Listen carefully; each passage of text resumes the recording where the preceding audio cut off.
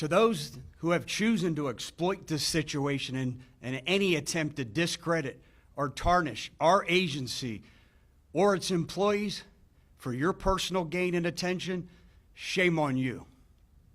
The men and women of the Hillsborough County Sheriff's Office have earned this community's trust through years of honorable service. And that trust will never be diminished by the mistakes of a few. This investigation began when we learned that a member of our office received outside assistance in completing academic coursework that they were required to do themselves. Upon learning of this misconduct and that it may involve additional employees, I immediately launched an agency-wide investigation. And this search revealed additional personnel were involved. In light of these developments, I added 2 additional investigators and 4 investigative supervisors to the internal affairs team. My goal was to expedite the process and ensure the investigation was handled thoroughly. To the entire team, this investigation was tough on all of you. Thank you. I made a promise over 8 years ago that transparency, accountability, and professionalism would be the bedrock of this sheriff's office. These values are not optional, they are essential. The public's trust depends on the confidence that we are honest, transparent, and willing to hold ourselves accountable when we fall short. These actions represent a lapse in judgment and a breach of the higher professional and ethical standards that law enforcement must hold ourselves to. Former Chief Deputy Collins, Colonels Hannaford and Rule, along with Captain Rivera, recognized that their actions did not meet this standard. They accepted responsibility and with grave humility tendered their resignations. These decisions were not easy, but they were the right ones. Based on the sustained findings, I terminated the employment of Captains Stearns and Johnson. I want to be clear. I will not stand here and condemn the individuals involved in this matter. They are not bad people. They are respected leaders, decorated professionals, and compassionate human beings, mothers, fathers, husbands, and wives, who have collectively spent decades protected and serving our community.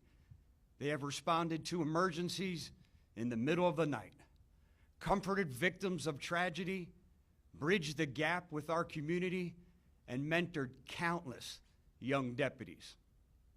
Their records are filled with examples of courage, sacrifice, and honor. What occurred here was not about a lack of ability or care. It was a shortcut, a moment of poor judgment, a choice that, while wrong, was not malicious. In a separate, unrelated matter, we began looking into Major James Jackson, who was working off-duty jobs during his normal work hours. Upon learning this, I asked for a comparison of all salaried employees, looking at their work hours and their off-duty employment. We found several overlaps, but we also discovered that our policy did not prohibit them from flexing additional hours accrued from after-hours meetings, holidays, weekends, overnight call-outs, and activities such as charity events. The individuals with overlaps were exonerated, and our policy was updated so this will never happen again. And the affected employees will forfeit their accruals to compensate for the overlap. Major James Jackson was on that list. And investigators also discovered he violated several agency procedures regarding off-duty employment and the acceptance of gratuities. If he had not chosen to retire, I would have terminated his employment for these violations. As your sheriff, I shoulder the full burden of responsibility. We will learn from this, we will grow from this, and we will be better because of this. At this time, I'll attempt to answer any questions you may have. Sure.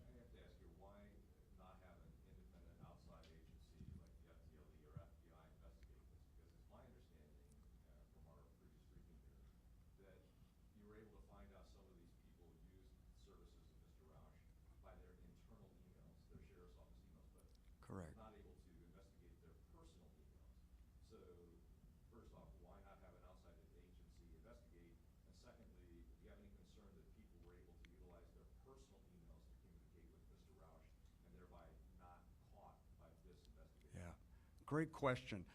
I firmly feel that we have the best investigators in the business. When you look at our clearance rate, when you look at the packet you were provided, over 6,371 pages of information, it shows each and every one of you just how thorough our investigators are.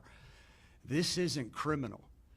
FDLE, FBI wouldn't have access to an employee's personal emails no different than we have access to their personal emails. What we did is control everything that was within our ability. We left no stone unturned, making sure that we were extremely thorough. We even flew investigators up to New Hampshire to meet with the paper writer and interview him, where he admitted writing papers for every one of the employees involved. We left no stone unturned. So you said it's not criminal, but these individuals used Mr. Roush to complete their coursework, thereby in career advancement training, they were able to advance their careers, increase their salaries, and one could say this is theft of services. Wouldn't that be a criminal investigation that could involve an outside agency? Absolutely, and I hear what you're saying. If this was the sole reason that these individuals were promoted, you're 100% correct. All this is to make yourself eligible for promotion. There's so many different factors that go in and that we weigh on when we sit here and we make promotions at any level. Whether they take a promotional exam, it just creates eligibility and puts you on the list where you're available for selection. To be quite honest with you, in 2024, I stopped having that requirement be a part of the eligibility process because I didn't see the value in it. So I stopped that back in 2024. So again, if this was the sole purpose of why this person was going to be receive some type of career advancement, I agree with you. It played one small part, and it was only the part of they became eligible. So why allow some people to resign versus terminate them? Because this is an integrity issue, and most of these people have now been put on the Brady list. They can no longer testify, so their services beyond their careers are nullified. Yeah, they paid with their careers. Their careers in law enforcement are over. Every single person had the opportunity to resign. The two that I terminated made a decision that they were going to continue to go through the process. They wanted to come into internal affairs. They thought it wasn't as egregious as I felt, and they thought that they could win or make sure the allegations against them were not sustained. That wasn't the case. I met the investigative team afterwards. They assured me that there was no evidence presented to the contrary of these allegations being sustained. At that point, I terminated their employment. Did he say that there was anybody else within this department or any other that his services were utilized? I don't know why. I'm going to be quite honest with you. I've said this before. I never knew there was such a service that you could pay someone and compensate them to write papers for you. I had no idea until this came to light. He didn't acknowledge that he wrote papers for anyone else. Period. And he left it at that. Outside of these 6, do you think there are any other employees of the Sheriff's Office that have academic integrity violations? Yeah, another great question. I have no idea. I could sit here and speculate, but again, I'm not in a speculation business. I'm in the fact business. And again, it would be irresponsible for me to sit here and speculate. From what I'm being told and what I've learned subsequent to this going on for the last 3 weeks is that when he lived here, he was very popular, that he wrote papers for a lot of different people, from military to law enforcement to everyday individuals that were going to college. I don't know who was involved and not involved. And when it comes to Mr. Roush, what was he alleged to have done with these 6?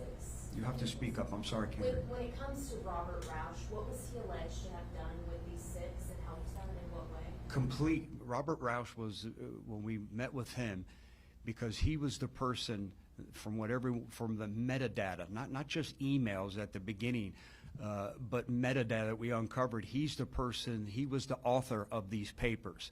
A lot of people ask me, do you think he was a tutor? He may have been a tutor, but what we do know at this point is some people took it too far. My colleague just asked you if anyone else was involved, and your answer was, I don't know. Isn't that enough of a justification to call in another agency and look into all this so that you can find out? You keep bringing that up. What would I call an outside agency and have them do, though? What would they have access to that we don't have access to? What would be different? That's what I'm trying to tell you. We have the best investigators in the business. You see the thorough packet that you have. There's nothing from an outside agency that would have come in and done that we didn't do, and the proactive steps that we took to do it. Several of the people implicated in this investigation attended St. Leo University. Do you know if Roush wrote papers for any of them while they were attending school there? I do not know. I don't know. I know when our internal affairs investigators investigated former Chief Deputy Collins' wife, she alleged that this person did his coursework for his master's degree and also his coursework at the FBI National Academy. To the extent, that's what I know. Your investigators been in touch with St. Leo about this? They have. And the FBI National Academy and the Southern Police Institute, with another person was involved. How does the sheriff's office move forward from this? Well, there's many ways we have to move forward. Number one, we've created some different policies. I think the biggest way we move forward is what I do each and every day, and that's fix and repair policy and establish culture. You would have to live under a rock right now to see that I have a zero tolerance when it comes to integrity and violations of integrity. So I think you have to establish a culture. It's no different than an employee. One of the 4,000 employees decides to make a poor decision and drive while impaired. That person is immediately terminated. I think I'm the person who has to establish the culture. And the culture is that any type of academic cheating will be subject to dismissal. Other than the FBI National Academy, the one individual who had Mr. Roush complete coursework for him there, what other career advancement training courses or institutions did he complete coursework for? The Southern Police Institute. Yeah, Captain Marvin Johnson attended there, and he wrote, I know, at least 17 papers while he was at the Southern Police Institute. We've been in touch with, I don't want to mess up his title, the Dean of Academics there. In the history of the Hillsborough County Sheriff's Office, to your knowledge, have you ever had something like this happen before with this academic integrity? Not in the 34 years that I've been here. I guess that's the bright spot, that misconduct like this is extremely rare at the Hillsborough County Sheriff's Office. It's even more rare by members of the command staff. Does this compromise any cases or any investigations that have already gone through the courts or might currently be going through that any of these investigators or deputies might have worked on? 100%. They're placed, as you heard from Mr. Pattison, on the Brady unable to testify list. So I would think that would certainly, their integrity would be called into question in any type of criminal case that's pending that they were involved in, 100%. When you say the folks that live in Hillsborough County, that, I know you acknowledged earlier that this was a lapse in judgment and breached the highest ethical standards, but some people may see this and say, this is your command staff. They lied, they cheated. How can they trust you and your agency? I think our years of honorable service speaks for ourselves. We have almost 4,000 employees. The actions of a few will never define the professionalism of this agency.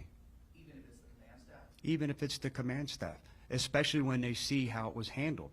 No one swept it underneath the rug. These individuals paid with their careers. Their careers in law enforcement, any law enforcement, are over. They paid the price. And I was the one who launched an agency-wide investigation. I was the one that called additional investigators because I wanted this community to have faith and confidence in us. This was done in record time. They have up to 60 days to complete an internal affairs investigation. They did it in a little over 2 weeks. You see how proactive we've been. That's how you establish culture. That's how you reassure this community that nothing changes. We're fortunate that we have a deep bench of talent. And I hate to use the analogy, it's no different than a star player on a football team, where a player goes down, the next one steps up. I'm fortunate. We've already made promotions on Friday. This big machine, this level of professional, high level of service that we provide this community continues. It doesn't take 1 minute off. So let me just make sure I'm clear, because there have been other instances of similar occurrences at other agencies across the country. Maybe not using this individual, but in some of those cases, there were criminal prosecutions. So, one more time, why not here? these individuals were not criminally prosecuted because there was no crime. What they did is, by completing coursework, having someone else complete their coursework, is make them eligible. There wasn't a singular mechanism that led to their promotion, or there was compensation based on whatever that was achieved. There's no additional monies received because you go to the FBI National Academy or the Southern Police Institute, or you complete your captain's project. All that does is make you eligible. If it was a singular reason this person was promoted and received additional monies because of this certification, I agree with you wholeheartedly. It played one small part in the promotion process or them achieving a certain rank. Is the FBI National Academy going to let more deputies from your sheriff's office come to their academy after all of this? Absolutely, they will. We had one attending while this was going on and while we were communicating. He actually, Chief Deputy Maurer, just graduated from there and was asked to sit on several panels while he was there because of his level of expertise. 100%.